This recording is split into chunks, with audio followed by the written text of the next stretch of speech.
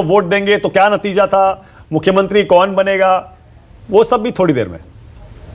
लेकिन अब जो सवाल आ रहा है बहुत ही अहम, मुख्यमंत्री पद के लिए सबसे पसंदीदा कौन?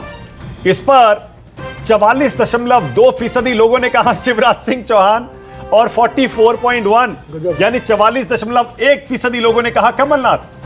और यहां भी कह नहीं सकते 11.8%। हो सकता है कांटे की टक्कर, इसे कहते हैं कांटे की टक्कर। बिल्कुल फंस गया जैसे मुकाबला मुख्यमंत्री पद को लेकर। इसमें कह नहीं सकते, मैं एक एक्स फैक्टर है, इसमें बहुत से अन्य नाम आते हैं। जैसे जो किसी नेता का अपना गढ़ होता है, वहाँ कहता है हम तो इनको सीएम चाहते हैं, मतलब किसी का नाम मैं नहीं लूंगा, उचित नहीं होगा नाम लेना। ऐसे इसके अंदर 4 नाम आ रहे हैं, सभी लोग समझते हैं, जो उनके पॉकेट में आने कहते नहीं हमें तो सीएम भाई ये चाहिए। इसमें क्या कमी है? दोनों पार्टियों में से दो नेता हैं। बिल्कुल बिल्कुल। संजय जी, आपकी टिप्पणी इस आंकड़े पर, शिवराज सिंह के पक्ष में सीएम पद के लिए 44.2, कमलनाथ के लिए 44.1। मानक जी, मुझे लगता है जितने तमाम आंकड़ों का आपने जिक्र किया और जो सबसे लेटेस्ट आंकड़ा है मुख्यमंत्री के रूप में पसंदीदा उम्मीदवार कौन, इस पर भी बिल्कुल बटा हुआ दिखाई पड़ता है मध्य प्रदेश। मुझे लगता है अगर सर्वे के आंकड़े नहीं भी आते तो यही आभास मिल रहा है दिल्ली में बैठ के, या जब भी लोगों से बातचीत होती है, मध्य प्रदेश जाने का मौका मिलता है, ये देख के लगता है कि टक्कर हो रहा है, बीजेपी और कांग्रेस में कड़ा मुकाबला है। तमाम आंकड़े आपने दिखाए, उन आंकड़ों का निचोड़ अभी तक तो यही दिखाई पड़ता है कि बीजेपी और कांग्रेस के बीच में कांटे का मुकाबला है। और ये जो आपने बाद में जब दिखाया शिवराज सिंह चौहान और कमलनाथ जी के बारे में, बिल्कुल जो है वो क्लियर कर रहा है अभी तक कि मुकाबला बहुत कड़ा है।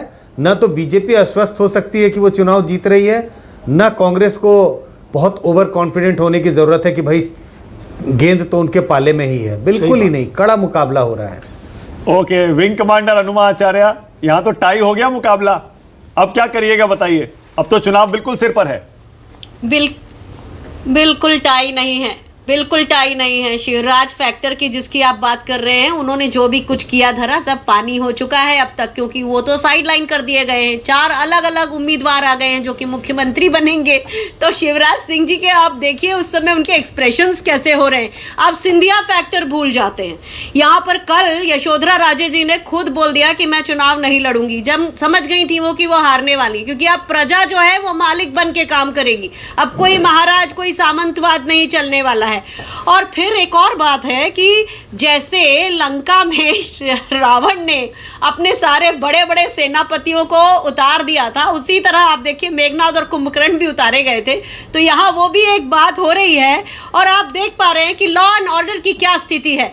नरोत्तम मिश्र जो एक ऐसे व्यक्ति हैं जिन्होंने अपने इलाके दतिया में गुंडाई फैला रखी है, उनके ऊपर एक आर्टिकल भी आया था 2013 में, नरोत्तम या नराधम, उनके रहते हुए आपने देखा उज्जैन में क्या हुआ।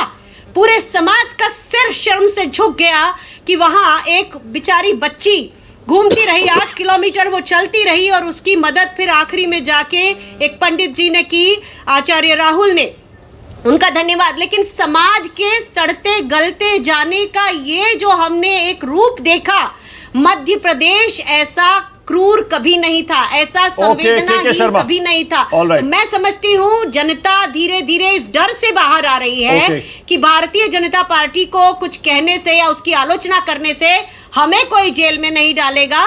राहुल जी ने भी कहा है डरो मत। और के शर्मा, फंस गया मुकाबला। किसी इंडस्ट्री को सीएम पद के लिए 44.2, 44.1। के शर्मा, टाई हो गया, ये तो फंस गए आपके मुख्यमंत्री, आपकी सरकार। देखिए नहीं, मानक जी, यहाँ तो कई वरिष्ठ लोग बैठे हैं, अच्छे विश्लेषक भी हैं, विनोद जी भी हैं, संजय जी भी हैं।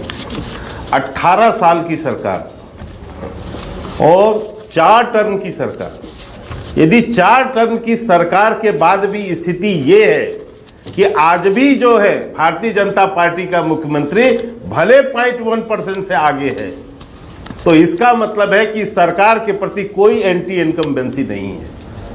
यदि मैं गलत हूं तो शायद विनोद जी और मुझे जो है करेक्ट करेंगे इसके ऊपर, कि यदि 18 साल शासन करने के बाद ये स्थिति आपके यदि सर्वे दिखा रहे हैं तो मैं इतना ही कह सकता हूं। करेक्ट करता हूं।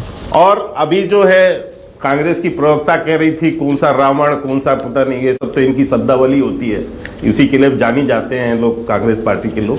लेकिन मैं इतना ही कह सकता हूं कि 7 जो हमारे बड़े नेता सांसद और केंद्रीय रमेश मंत्री आए विधुड़ी को यदि याद कर उनके लीजिए ना, सामने जाना यहाँ कौन पर जाता है कांग्रेस वो की समझ में आ प्रवक्ता जाएगा। उस सुन लीजिए भाई, अनुजा जी सुनिए थोड़ा सा, हाँ सुनिए। मैं इतना ही कहता हूं कि ये जो 7 रमेश सांसद विधुड़ी और की मंत्री पार्टी से आप आते हैं इनके जनाब। लेवल के मैं जिस मानक जी लेवल आपसे पर कह रही ये हूँ स्थापित जिस लेवल पर ये स्थापित नेता हैं, अब ये मानक जी आपके यहाँ कौन सा ट्रेंड है? मैं तो पहली बार देख रहा हूँ ऐसी प्रवक्ता कांग्रेस के। तो मैं इतना ही कह रहा हूँ कि इनके जो स्थापित नेता हैं, ये 7 नाम इनकी प्रवक्ता अभी गिना दें यहाँ पर तो मैं मान जाऊंगा। 7 नाम मध्य प्रदेश के जो नेता, जो नरेंद्र सिंह तोमर, फग्गन सिंह कुलस्ते और चाहे कैलाश विजयवर्गीय हो, चाहे राकेश सिंह हो, चाहे गणेश सिंह हो, इनके लेवल का नेता ये गिना दें तो मैं मान जाऊंगा। 7 नाम नहीं बता पाते ये लोग यहाँ पर, 1-2 ही नाम आते हैं, एक कमलनाथ, एक दिग्विजय सिंह, और पूरे जन आक्रोश यात्रा में दिग्विजय सिंह का फोटो हटा के ये लोग यात्रा निकाले। और क्यों कि दिग्विजय सिंह कहते हैं कि मेरा फोटो, मेरे फोटो से यहाँ वोट कट जाता है, क्योंकि सबको पता है कि दिग्विजय सिंह का जैसा ही फोटो दिखता है उसके कांग्रेस का एक चेहरा। ओके, के शर्मा एक सेकेंड, इस आंकड़े पर शमशाद आप कुछ कहना चाह रहे हैं?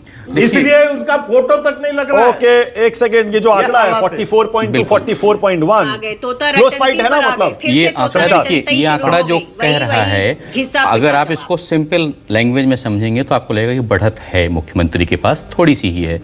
लेकिन अगर आप इसको बैकडोर से आंकड़े को समझें या बैकग्राउंड में समझें तो कोई भी वर्तमान विधायक, वर्तमान मुख्यमंत्री, वर्तमान सांसद हो, उसकी बढ़त कम से कम 5% होनी चाहिए, तब हम उसको मानते हैं कि उसकी एक लीड है, कंफर्टेबल है। इसको बहुत रिस्क कह सकते हैं, रिस्की है ये, पर आगे है, ये पर आगे है, बट रिस्की है। अच्छा, और ज्यादा होना चाहिए था। आगे है या नहीं है सीट और शेयर, वोट शेयर के मामले में, उसको दूसरे ये अभी बताऊंगा। सबसे दिलचस्प